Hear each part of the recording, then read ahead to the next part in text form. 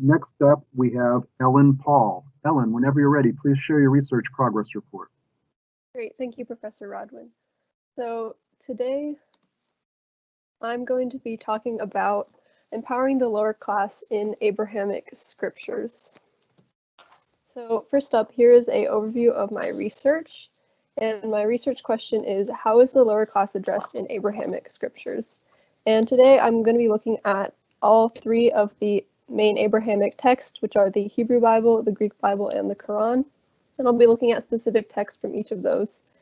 And so far, my research has showed me that all three traditions value caring for the poor and encourage donations. In the Hebrew Bible, there's a little more stress on worldly power and occasions where faithfulness is rewarded with that worldly power. And Christian and Muslim traditions condemn attachment to riches. So first, we're going to start off with the Hebrew Bible. And the story I chose to focus on was Joseph and his dreams. And this happens in Genesis. And it's kind of a rags to riches story. He starts off in a poor family and he becomes one of the most powerful men in Egypt through interpreting dreams of the Pharaoh. And the dreams are prophecies and a spiritual gift from God. So with that spiritual power, he's able to gain worldly power. And a quote that really shows this is, Joseph Master saw that the Lord was with him and the Lord gave him success in everything he did. And in some occasions, using worldly power wrongly is punished. A good example of this is the Pharaoh in Exodus, who is punished for holding Jews as slaves. Moving on, the Greek Bible and the Quran both put more stress on spiritual power over worldly. Riches will not do any good in heaven is a big theme in both of them.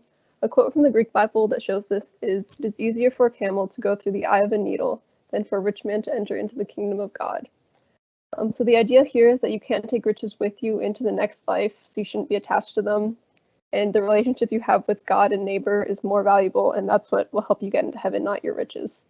And it's better to donate what you have materially than to covet it. And a similar idea can be found in the Quran, and the quote I have included is, "He thinks that his wealth will make him immortal. No, he will be surely to be thrown into the crusher," which is another word for hell. So it's the same sort of thing that you aren't going to get into heaven because of your riches. And one of the pillars of Islam is to give alms, which is called zakat, and to donate 2.5 of your income, which is used to build hospitals and help the poor.